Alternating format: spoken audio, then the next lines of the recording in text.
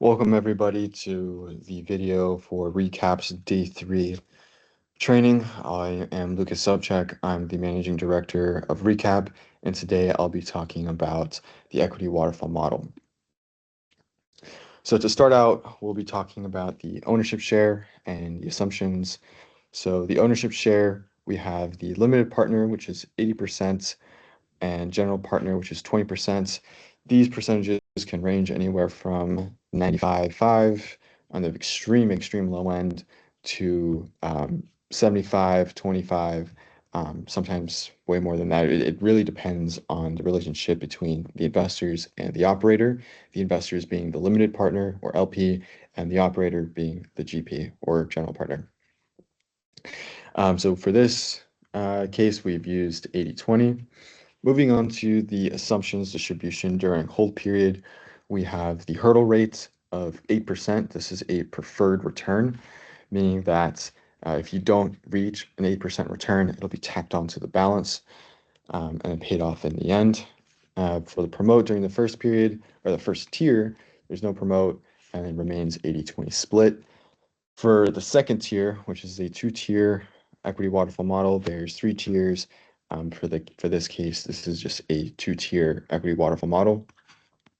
The GP then takes their 20% plus 20% of the 80% of the limited partner. So this is how it looks: 20% plus 80% times the 20% here. So that makes it 64-36 to the LP and GP. After you have those numbers, what you'll do is you'll come down to the property level net levered cash flow. You'll pull these numbers from your pro forma, and what you'll do here is you'll just link it back to the pro forma for the acquisition period levered net cash flow, your cash flow after debt service, your asset management fee, which is very important, and your reversion from cash flow.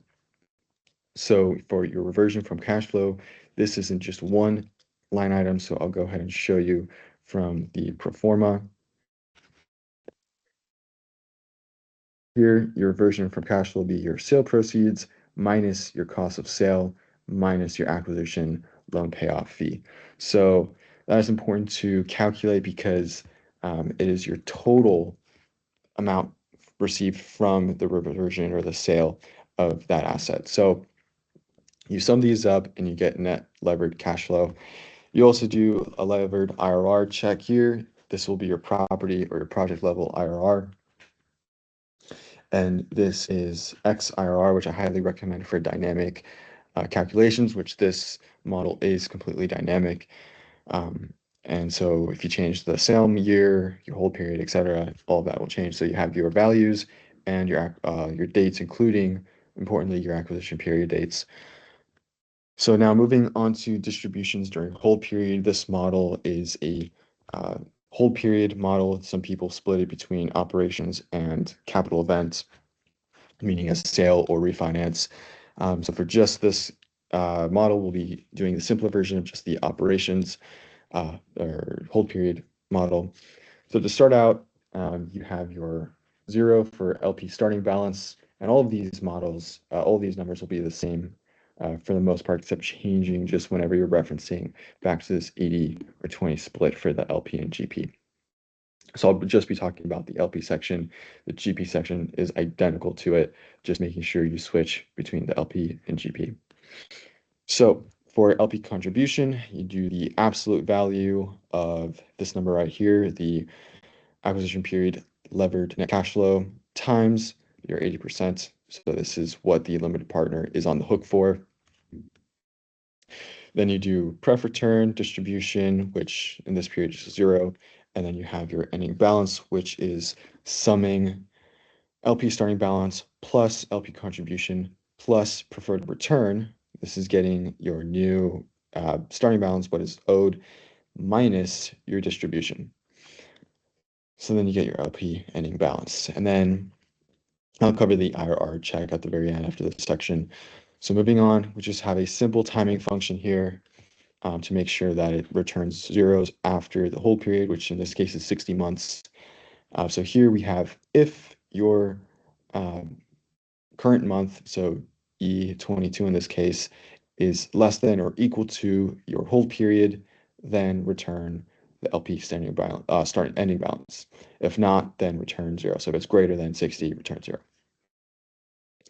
Then here, just don't really matter. We just kind of throw it in there to make sure everything is filled out, but it's just the absolute value of the acquisition period levered net cash flow times, again, your limited partner. So moving on to the preferred return, this is your starting balance times your hurdle rate, so 8% divided by 12 because this is a monthly chart, our monthly model here.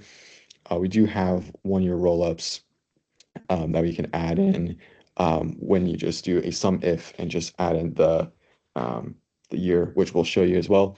But here we have the hurdle rate of 8% divided by 12 to show monthly times your starting balance. And then for LP distribution, we have, it's a bit longer, but when you break it down into the different sections, it's not as hard, I promise. So here, what it is if the current month, E22, is less than your hold period, which is 60 months, then do the minimum of either the return period, preferred return for that period, or the net levered cash flow for that period times your limited partner share. So this is important because it is doing everything up to month 59 in this case, because then in month 60, we do if your month is equal to the hold period when you were to sell or refinance, then you do the equity waterfall, so waterfall E35, starting balance, plus your preferred return. So I'll be going into why that is important, but if it is your hold period, then you do that. If it's not, meaning that it's not less than your hold period and it's not equal to your hold period month, then it must be greater, and we don't really care about that, so it's just 0. And the reason it's important to do your starting balance plus your preferred return is because if we were to go out to month 60, this must be 0. So this is the ending balance. This has to be paid off. And if you don't include the preferred return for that period, this will still have 15,953 in this cell right here. So you need to include both. So now moving on to, that's the distribution covered. You go on to the LP ending balance. So again, this is just the formula from before. And then for the LP IRR check, we have, again, pulling your acquisition period numbers. So this is just referencing this number right here as a negative, because for an IRR function, the first number has to be a negative. And then we have the 15,000 here. So this is your LP distribution, not your preferred return, your LP distribution. And again, this is referencing all the way down and even past here. This is all referenced, which is important because if it's dynamic, it must. So now showing just the GP section, I will just quickly show you the differences. So here, their preferred return, no, I believe it's here, yes. We'll be doing the general partner number here. So it's just this quick switch there. So everything else stays the same. So now you have cash flow remaining. So what you'll do here is simply do your net levered cash flow, 21,000 right here, minus your LP distribution, minus your GP distribution, and that is getting your cash flow remaining. Once you have this number, it's very simple after this. All you're going to do is now calculate for tier 2, which is simply now the split, so the new GP LP split, which is the cash flow remaining times the LP split and the GP split.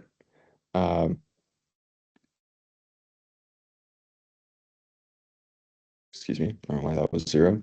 I think I accidentally deleted it. And then the GP split is now here. So that is in calculating everything. All the money is now accounted for from this first month, from this $21,000. And then before we can get to LP cash on cash return, we have to go to the top portion of this model, which is then how everything's distributed. So we have your LP cash flow and returns. So we have the contributions on the top row, which is simply this contribution row right here for the LP. And then we have the distributions here. There's no distribution in month one. So we have distributions right here. And so this references the LP distribution in tier one and the LP distribution in tier two. So then this is just summing that all the way down, and then you sum this. So it will be negative here because this number needs to be negative, and any contributions would be a negative. This is a cash outflow for the investor. And then we have uh, then summing also the bottom portion. The GP is exactly the same. You have your contributions and you have your distributions, but you also have the asset management fee. That is paid. So this is not the, I know Dylan mentioned this, but I'll reinforce it again. The asset management fee is for being the investor. You're managing your people's money, your investors' money. This is not paid to the on-site management team. If you're doing a third-party manager for an apartment complex or whatever you're doing, this is a separate asset management fee. So this is not property management, this is asset management. These are two different, it's very important you do not confuse the two. And then this is paid to the GP, and then again, doing the same thing, a negative for the contribution, and then summing the distribution and asset management fee. And then here you have your levered IRR returns again, which is always going to reference this row down here since it has all the dates. And then again, the same for the levered IRR down here. So that is all the cells. Obviously, once you create month one for all of these cells, you can copy paste that across, and actually just saw this number down here. So the LP cash on cash return, this will just be the initial contribution. So the distribution or whatever they're receiving for that month. You could also do this levered net cash flow. This is the same exact thing. So um, technically, if you want to be correct, you could do that one. But we know in this model, it's not. So it doesn't really matter. It would be the distributions divided by the contribution right here. So that is for the cash on cash. This is monthly. So you could sum this if you wanted to get the yearly. So you would just go out until you got to month 12, and then you'd have a yearly cash on cash return of 9.94 for year one. So that is all for the equity waterfall model. Again, once you build out month one, you can copy that across with the correct references, making sure you're absolute referencing the cells you need absolute reference, and then that will go out till the very end of the model.